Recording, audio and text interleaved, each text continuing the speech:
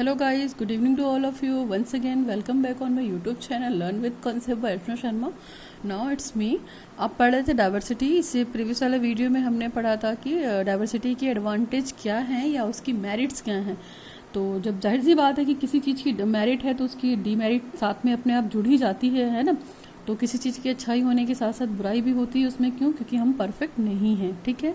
तो जो डाइवर्सिटी की डीमेरिट्स हैं या डिसएडवांटेज भी बोल सकते हैं आप, उसको पढ़ने की कोशिश करते हैं आज. ठीक है. और हमारा कोर्स 2 चल रहा था, कंटेम्प्रेरी इंडिया एंड एजुकेशन. तो सबसे पहला देखिए डीमेरिट क्या है इसमें दे रखा है. सबसे पहले डीमेरिट में दे रखा है जेंडर इक्वालिटी, यानी कि लैंगिक समानता. डीमेरिट हो सकती है. डीमेरिट इसलिए हो सकती है क्योंकि लैंगिक समानता नहीं है हमारे जो देश में. मेल और फीमेल है उसको हमने इक्वालिटी नहीं दे रखी है ना. मेल और फीमेल को हम एक समान नहीं मानते हैं. तो ये भी एक क्या है, जेंडर इक्वालिटी है. और जेंडर इक्वालिटी जो है वो डीमेरिट है. किसका डीमेरिट है? डाइवर्सिटी का. ठीक है. तो अगर ये जैसे हम मानते हैं समानता की बात करते हैं तो मेल डोमिनेंट सोसाइटी में बात करते हैं ना. हम फीमेल को तो इतनी इंपॉर्टेंस देते ही नहीं है. हाँ, आज की डेट में इंपॉर्टेंस हो गई है फीमेल की, लेकिन अगर देखा जाए तो इंडिया की फ्रीडम से पहले, ठीक है, और अभी भी कहीं ना कहीं हर घर में आपको ये देखने को मिलेगा कि ये स्टीरियोटाइप की फीलिंग है लोगों के अंदर. और वो चाहते हैं कि लेडीज़ अगर घर का काम कर रही है तो घर में ही बंद रहे, 4 दीवारी के अंदर रहे. ठीक है. चीज़ों को करे, बस खाना बनाए, बच्चों को देखे, फैमिली को देखे, दैट्स ऑल. और उनके माता पिता की सेवा करे. तो ये भी कहीं ना कहीं एक क्या है, इक्वालिटी, जेंडर इक्वालिटी के कॉन्सेप्ट को फॉलो नहीं करता है. तो ये भी क्या हुई, इसकी डीमेरिट हुई. नेक्स्ट है हमारा accommodation of beliefs. Accommodation of beliefs का मतलब यहाँ पे जो भी आपके विश्वास हैं, जो भी आपके रीति रिवाज हैं, है ना, हम हर तरह से क्या एक दूसरे से डिफरेंट हैं, लेकिन उनके साथ उनको क्या करना है, रीति रिवाज एक साथ नहीं है, डिफरेंट है. तो ये भी क्या है, एक तरीके की डीमेरिट है. हम उनको अगर आप चाहेंगे कि हम सबके कल्चर को मिला के एक बड़ा सा कल्चर बना लें, सबके फेस्टिवल्स को मिला के हम एक जगह सेलिब्रेट कर लें, तो ये सारी चीज़ें नहीं हो सकती हैं. ठीक है. नेक्स्ट है हमारा physical and mental disabilities. Physical और मेंटली तौर पर भी हम एक दूसरे डिफरेंट हैं, क्योंकि आपको पता है इंडिविजुअल डिफरेंसेस होते हैं, सबकी नीड अलग होती है, सबका बिलीफ अलग होता है. फिर सभी मेंटली भी अलग होते हैं. किसी का मेंटल आईक्यू बहुत अच्छा है, किसी का मेंटल आईक्यू लो है, एवरेज है. तो ये सारी चीज़ें भी आपको देखने को मिलती हैं. तो यहाँ पे भी डाइवर्सिटी है और डाइवर्सिटी की ये डीमेरिट हुई है ना. नेक्स्ट है हमारा लैंग्वेज एंड कम्युनिकेशन. देखिए लैंग्वेज यानी कि भाषा. आपको पता है कि भाषा, हम एक दूसरे की भाषा को तभी समझ सकते हैं जब हम सीखने की कोशिश करेंगे, है ना. हम हिंदी तो कॉमन लैंग्वेज है, हिंदी हम समझ सकते हैं, लेकिन जो नॉन हिंदी स्टेट हैं, आपको पता है जैसे असम हो गया, तमिलनाडु वगैरह हो गया, तो यहाँ पे हिंदी नहीं बोली जाती है. तो अगर हम वहाँ पे जाके हिंदी बोलेंगे तो हिंदी उनको समझ में नहीं आएगी. वो हिंदी उनको तभी समझ में आएगी जब वो प्रॉपर तरीके से उस हिंदी को समझने की कोशिश करेंगे और पढ़ने की कोशिश करेंगे. और हमें वहाँ के असम की लैंग्वेज समझ में नहीं आएगी. तो देखिए लैंग्वेज का बहुत, हिंदी हो गया, दूसरा इंग्लिश हो गया. इंग्लिश देखिए हर जगह चलता है, तो इंग्लिश हम हर जगह बोल सकते हैं. ठीक है. क्यों? क्योंकि इंग्लिश आपको पता है, देखिए सेकेंडरी लैंग्वेज है आपकी इंग्लिश. और अगर जो भी स्टेट वाइज है, जैसे हिंदी है, हिंदी क्या है, भारत की मातृभाषा है, मदर टंग है हिंदी, है ना. हिंदी हमारी मदर टंग है. तो इंडिया में अगर आप देखेंगे तो जहां तक हर जगह हिंदी ही बोली जाती है. लेकिन अगर इंडिया के लोग बाहर चले जाएं तो वहाँ पे ये हिंदी बोलकर अपनी बातों को कम्युनिकेट नहीं कर पाएंगे, उनको बहुत ज़्यादा दिक्कत होगी, है ना, भाषा कम. तो आपको पता है कि हम उस वाले भाषा को भी रिस्पेक्ट देते हैं, इसको भी देते हैं. लेकिन इंग्लिश ऐसी सेकेंडरी लैंग्वेज है जो विश्व भर में सबसे ज़्यादा बोली जाती है अपनी रीजनल या स्टेट लैंग्वेज के बाद, है ना. पहले तो वो अपनी मदर टंग बोलते हैं, है ना, जो भी स्टेट की, जिस भी स्टेट की मदर टंग होती है वो बोलते हैं, चाहे नॉन हिंदी स्टेट हो या कोई भी हो, अलग अलग. ठीक है. लेकिन इंग्लिश ऐसी कॉमन लैंग्वेज है जो हर जगह बोली जाती है, चाहे ऑफिस हो, चाहे नॉन ऑफिस हो, चाहे घर में हो, ठीक है, या बाहर भी जा रहे हैं. तो इंग्लिश एक कॉमन लैंग्वेज है जो हर बंदा समझता है. ठीक है. तो ये कम्युनिकेशन चीज़ें हो गई. तो ये भी क्या है, एक तरीके की डाइवर्सिटी है. क्यों? क्योंकि बहुत सारे भाषा होने के साथ साथ, ठीक है, हम मान लीजिए उनकी भाषा की रिस्पेक्ट करते हैं और सारी चीज़ों की, जाहिर सी बात है हम दूसरे की भाषा सीखेंगे तो हमारा भी क्या होगा, एक वोकैबुलरी बढ़ेगी. और लैंग्वेज के प्रति जो हमारा दृष्टिकोण है, जो हमारा भाषा के प्रति दृष्टिकोण है, एक दूसरे से सीखेंगे तो हमारा विकास होगा. ठीक है. तो ये भी एक डाइवर्सिटी की डीमेरिट हुई. Generation gap. जनरेशन गैप भी क्या है, डीमेरिट का बहुत, डाइवर्सिटी का बहुत बड़ा डीमेरिट है. देखिए जनरेशन गैप ये है, देखिए हम अपनी जनरेशन को क्या करते हैं कि अच्छी चीज़ों को देने की कोशिश करते हैं. अपने चाहे एंसेस्टर्स की बात कर ले, अपने धर्म की बात कर ले, अपने संस्कार की बात कर ले, अपने रीति रिवाज की बात कर ले, तो हम सबको क्या, ये सारी अच्छी चीज़ें हम अपने आने वाली जनरेशन को देते हैं ना. लेकिन जनरेशन गैप भी बहुत ज़्यादा बढ़ गया है और आज की डेट में टेक्नोलॉजी की बात हो गई है, तो हर नई जनरेशन का बच्चा या नई जनरेशन चीज़ों को एज इट इज़ अडॉप्ट नहीं करती है। क्यों? क्योंकि वो प्रैक्टिकली देखना चाहती है कि प्रैक्टिकली ये चीज़ें बेटर हैं या नहीं है। और आज की लाइफ में हम प्रैक्टिकली बात करते हैं, है ना। हम ट्रेडिशन और कस्टम फॉलो तो करते हैं, लेकिन उतना ही जितना उन्हें लगता है ना। उनका ये कहना है कि अगर हम वक्त के साथ अपने आप को चेंज नहीं किए, है ना, जनरेशन गैप का मतलब हो गया चेंजेस भी हो गए आपको देखा जाए तो चेंज वो किस में होता है? हर चीज़ में होता है। कल्चर में चेंज होता है, ठीक है, चेंज इन कल्चर, टेक्नोलॉजी, तो इस तरह की चीज़ों में चेंज होता है। तो आप जाहिर सी बात है कि वो एज इट इज़ तो एक्सेप्ट नहीं करेगा ना, जैसे उसके मदर फादर ने बोल दिया, उसके एंसेस्टर ने बोल दिया।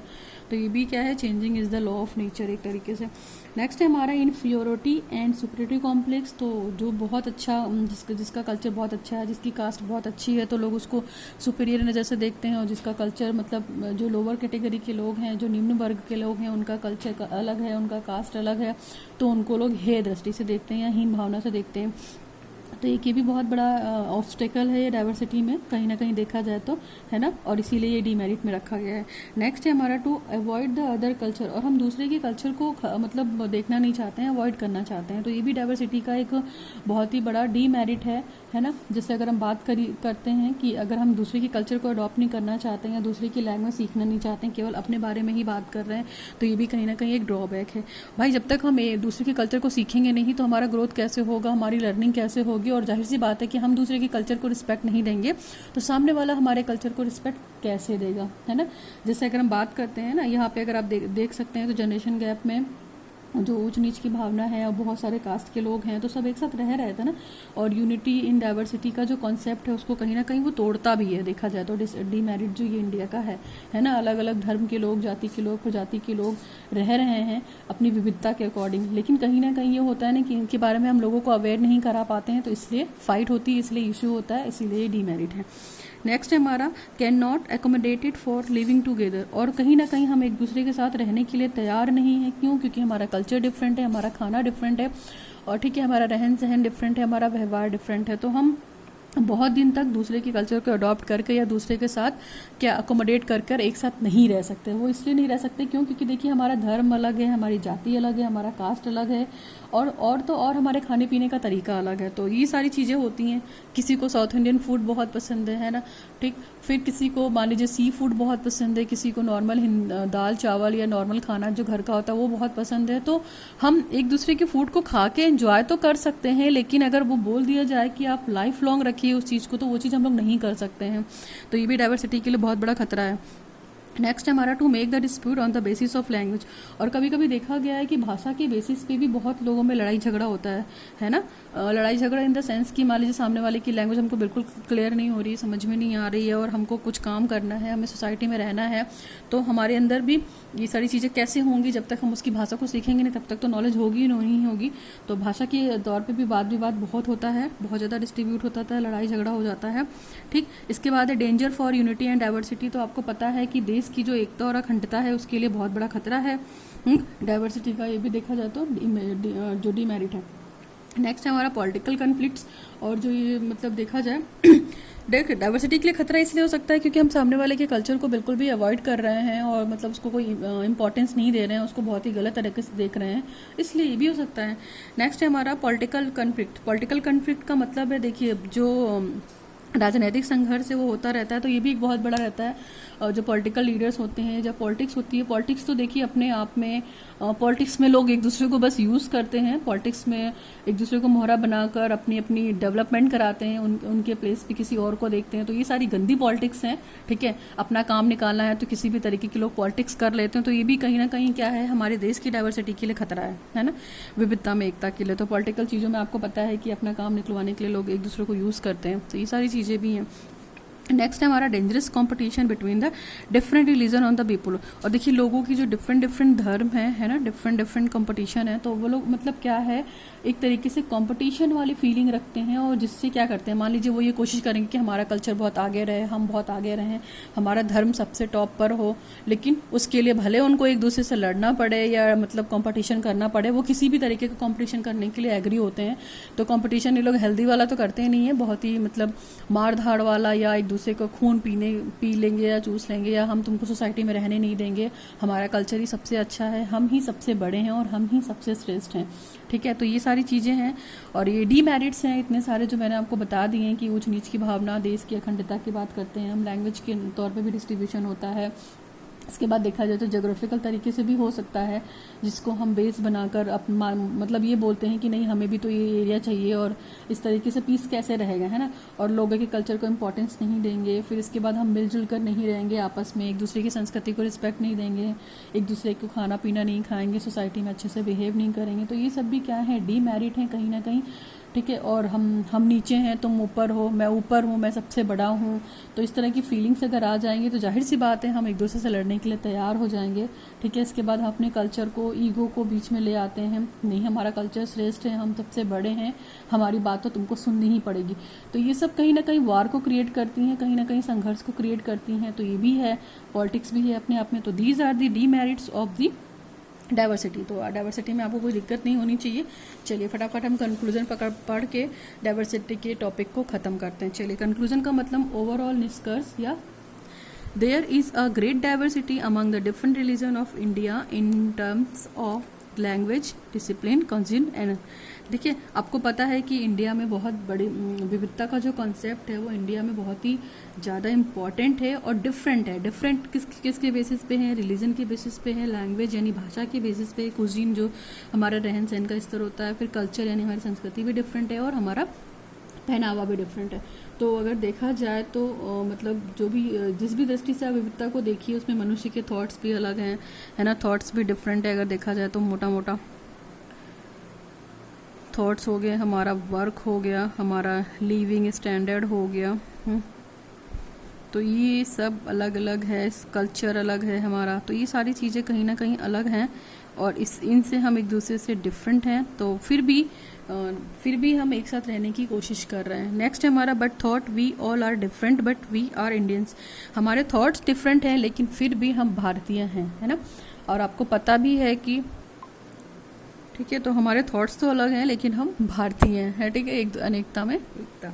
नेक्स्ट है we owe a lot of Indians who taught we have how to count without which no world scientific discovery could have been made. ठीक है, देखिए हम बहुत सारे भारतीय जो हैं मिलकर कोशिश करते हैं कि मतलब without any discrimination, without any scientific discovery हम एक साथ कुछ अच्छा करने की कोशिश करें, तब भी डाइवर्सिटी है।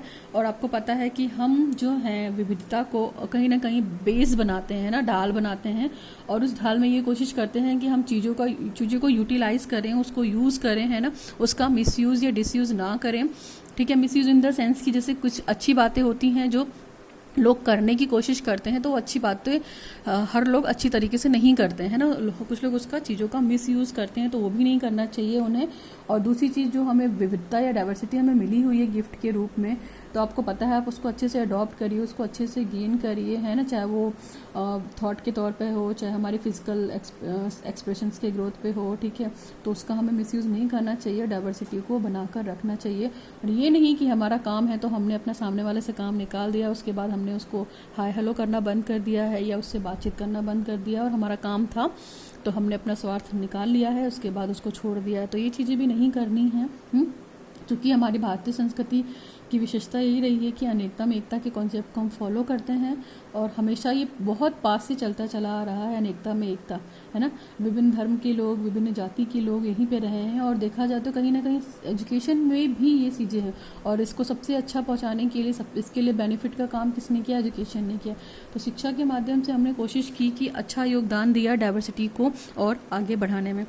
The unity in diversity is distributed in Indian society due to the some communal force with the vested interest. देखिए, जो भारत की जो डाइवर्सिटी है, जिससे मान लीजिए डाइवर्सिटी इन द सेंस की भूगर्भ विज्ञान या भौतिक विज्ञान हम पढ़ते हैं ना, तो रीजन वाइज है, रिलीजन वाइज भी है, कास्ट वाइज है, ट्राइब वाइज है, तो लेकिन ये हमारी सोसाइटी में विद्यमान है, और हम यहाँ पे रहकर परस्पर रहकर एक दूसरे के कल्चर को फॉलो कर रहे हैं, एक दूसरे के कल्चर को रिस्पेक्ट दे रहे हैं, रीति रिवाज को कर रहे हैं।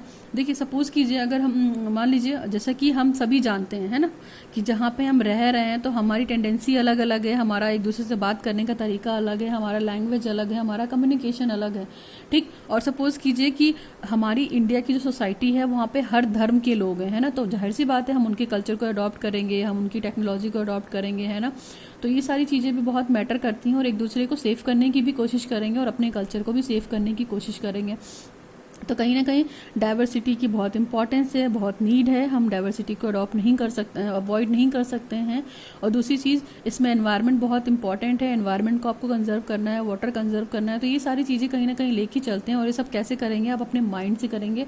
और माइंड आपका अच्छा तभी होगा, माइंड का विकास तभी होगा जब आप शिक्षित होंगे, ठीक है। तो शिक्षा को एक व्यापक तौर पे आपको पता ही है कि शिक्षा का ब्रॉड लेवल इमेज बहुत बड़ा है, यानी कि जब शिक्षा क्या है, एक जीवन पर्यंत चलने वाली प्रक्रिया है, ठीक है। और शिक्षा के माध्यम से हम डाइवर्सिटी को और आगे ले जा सकते हैं।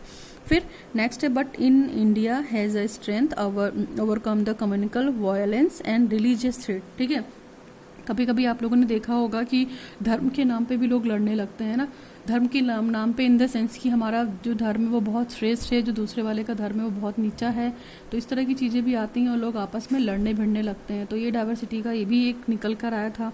नेक्स्ट है हमारा, pluralistic culture of India has the power to overthrow his communalism, ठीक है। प्लूरलिस्टिक कल्चर का मतलब है कि यहाँ पे मल्टीपल कल्चर की बात की है हमने, है ना।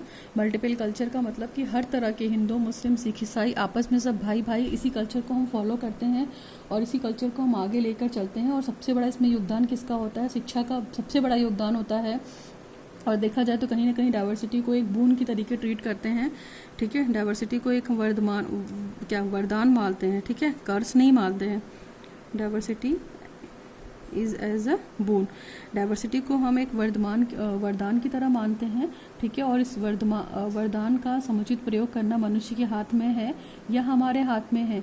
और उसका समुचित प्रयोग हम तभी कर सकते हैं, उसको हम प्रॉपर वे में तभी यूटिलाइज कर सकते हैं जब हम शिक्षित होंगे या प्रॉपर हम ट्रेनिंग करके आए होंगे, ठीक। और देखा जाए तो डाइवर्सिटी में हर तरह के लोग आते हैं, हर एरिया से लोग आते हैं, ठीक है। उनकी शिक्षा अलग होता है, वो जाति भी उनकी अलग होती है, उनके थॉट्स अलग होते हैं।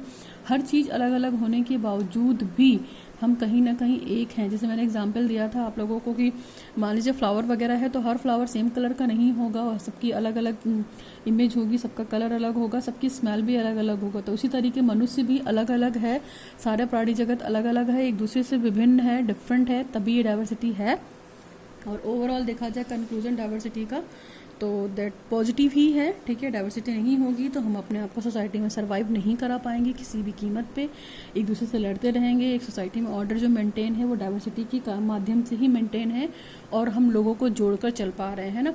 अगर ये सोसाइटी में डाइवर्सिटी वाला अगर कॉन्सेप्ट देखा जाए तो जो ये ब्राह्मण हैं, क्षत्रिय हैं, वैश्य हैं और शूद्र हैं, ठीक है, अगर ये ऑर्डर मेंटेन है, ये क्या है, आपके कास्ट है, ठीक है, जाति के आधार पे जो है ये, ठीक। तो अगर ये चीज़ मेंटेन नहीं होगा तो आप खुद सोचिए कि जो ब्राह्मण है वो ब्राह्मण नहीं चाहे, ब्राह्मण का काम क्या है, लोगों मतलब शिक्षित होना और शिक्षा का अधिकार प्राप्त है। ब्राह्मणों को क्षत्रिय का काम क्या है, युद्ध करना, युद्ध करके लोगों की सुरक्षा करना। और वैश्य जो है बिजनेस करते थे, शूद्र जो है इनके घरों में काम करते थे या निम्न वर्ग के लोग थे तो किसी भी तरीके से लेबर मजदूरी करके अपना खर्चा पानी चलाते थे। तो ये भी बहुत तरह की विभिन्नताएं हैं, ठीक है। मान लीजिए किसी का खाने पीने का तरीका अलग है, कपड़ा अलग है, उनका ज्वेलरी अलग है। और फिर कास्ट, अगर मैरिज सेरेमनी की भी बात की जाए तो मैरिज सेरेमनी भी हमारी हर तरह से डिफरेंट है ना। हिंदू में डिफरेंट है, मुस्लिम में डिफरेंट है।